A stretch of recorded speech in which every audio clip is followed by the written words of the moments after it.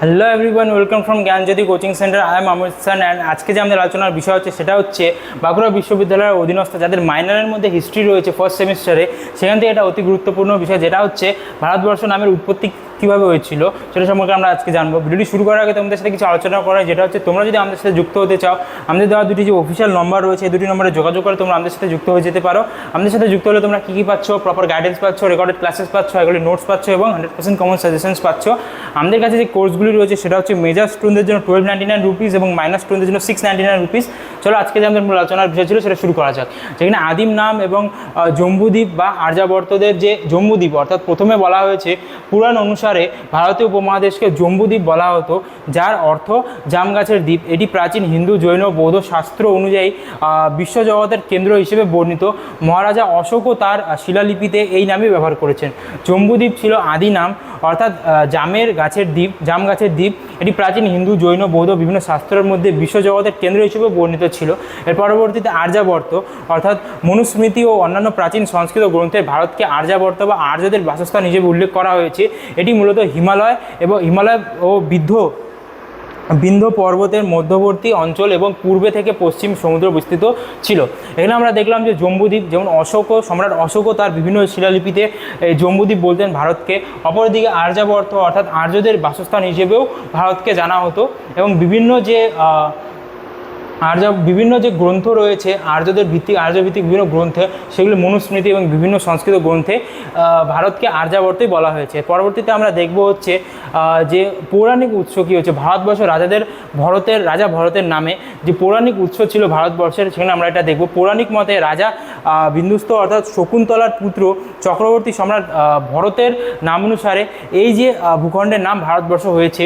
বিষ্ণু পুরাণ অনুযায়ী সমুদ্রের উত্তরে এবং হিমালয়ের দক্ষিণে অবস্থিত যে ভূখণ্ড, তারই নাম হচ্ছে ভারত, কারণ সেখানে রাজা ভরতের বংশধররা বসবাস করে। অর্থাৎ যে রাজা ভরতের নাম অনুসারে যে আমাদের এই ভূখণ্ড আমরা যেখানে বসবাস করি তার নাম হয়েছিল ভারত। অর্থাৎ সমুদ্রের উত্তরে এবং হিমালয়ের দক্ষিণে অবস্থিত এই যে ভূখণ্ড, এটাই ছিল যে সম্রাট ভরতের যে পরবর্তী উত্তরাধিকারী ছিল বসবাস করে বলে এই জায়গার নাম হয়েছিল ভারত।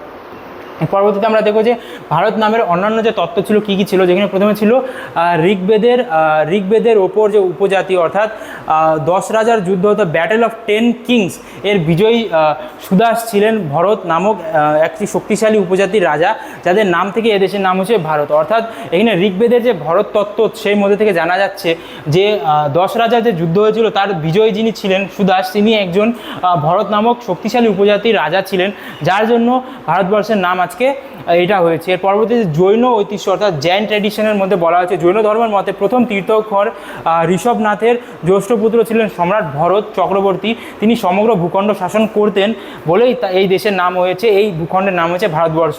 এছাড়া যে নাট্যশাস্ত্রের বা কালচারাল অরিজিনের মধ্যে অনেকের মতে ভারতীয় সংস্কৃতির অন্যতম আধার হচ্ছে নাট্যশাস্ত্র রচয়িতা ভরত মুনির নাম থেকেই এই নাম ভারত এসেছে, অর্থাৎ ভারতের সাংস্কৃতিক ঐক্যের প্রতীক। অর্থাৎ এখানে আমরা বিভিন্ন যে নতুন অন্যান্য তত্ত্বগুলি দেখলাম, যেখানে ঋগ্বেদের তত্ত্ব দেখলাম, জৈন তত্ত্ব দেখলাম, এছাড়া নাট্যশাস্ত্রের বিভিন্ন তত্ত্ব দেখলাম, যার মধ্যে থেকে মনে করা হয়, সবাই মনে করে যে ভারতবর্ষ নামটি এসেছে। পরবর্তীতে বিদেশি বিভিন্ন যে বিবরণ রয়েছে, সেখানে পারসিক, গ্রিক এবং আরব পর্যটকদের বিভিন্ন যে উচ্চারণের বিবর্তনের মধ্যে দিয়ে ভারতের যে আধুনিক নামটি সেটা এসেছে বলে মনে করা হয়। যেখানে প্রথমে রয়েছে ইন্ডিয়া, অর্থাৎ ইংলিশ যে আমাদের নামটা রয়েছে তার উৎপত্তি, অর্থাৎ বলা হয়েছে গ্রিক প্রভাব এবং মেগাস্তিনিসের প্রভাবে গ্রিকরা সিন্ধু নদকে তাদের ভাষায় ইন্ডাস বলতো। খ্রিস্টপূর্ব 3য় শতকে গ্রিক দূত মেগাস্তিনিস ভারতে আসেন এবং তার বিখ্যাত বই ইন্ডিকার মধ্যে পরবর্তীতে রোমানরা এই ল্যাটিন শব্দের মধ্যে দিয়ে ইন্ডিয়া রূপান্তরিত করে। ব্রিটিশ শাসনকালে এই নামটি আন্তর্জাতিকভাবে সর্বাধিক পরিচিতি লাভ করে। অর্থাৎ যে মেগাস্তিনিস ছিলেন তার ইন্ডিকা বইয়ের মধ্যে থেকে এই যে বিবর্তন হতে হতে ইন্ডিয়া নামটি আসে এবং ব্রিটিশ আমলে এই নামটি প্রচলিত হয়ে ওঠে। এর পরবর্তীতে আমরা দেখব যে প্রাচ্যের অন্যান্য ঐতিহাসিকের নাম, অর্থাৎ তিয়ানজু যেটা চাইনিজ যেটা নাম রয়েছে, সরি এটা ভুলও হতে পারে না স্পেলিং উচ্চারণটা আমার, তিয়ানধু, প্রাচীন চীনা ভাষায় ভারতকে তিয়ানধু বলা হতো, যার অর্থ স্বর্গীয় প্রভু। এটি মূলত সিন্ধু বা হিন্দু যে শব্দের চীনা রূপ, অর্থাৎ চীনা ভাষার মধ্যে এই যে হিন্দু বা সিন্ধুকে বিবর্তন হতে হতে এই নামটি আসে বলে মনে করা হয়। এছাড়া ইন্দু, অর্থাৎ আধুনিক চীনা ভাষায় ভারতকে ইন্দু বা বলা হয়। জুয়ানজাং এর মতে চীনা পর্যটক অনুবাদে প্রাচীন বৌদ্ধ ধর্মগ্রন্থ থেকে এই নামের উদ্ভব হয়েছে।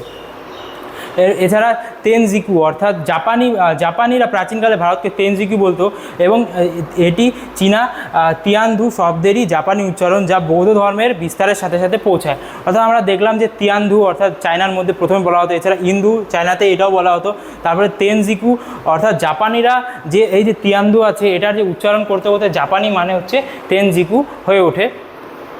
আজকে আমার আলোচনার বিষয় এটুকুই ছিল। আশা করি তোমাদেরকে ভিডিওটি হেল্পফুল লাগবে। ভিডিওটি শেষ করার আগে তোমাদের সাথে কিছু আলোচনা করি, যেটা হচ্ছে তোমরা যদি আমাদের সেন্টার থেকে তোমাদের বিভিন্ন সাবজেক্ট বিষয়ক বইগুলো নিতে চাও, আমাদের দেওয়া দুটি অফিসিয়াল নম্বরে যোগাযোগ করে বইগুলো নিয়ে নিতে পারো। দেখা হচ্ছে নেক্সট ভিডিওতে। Thank you.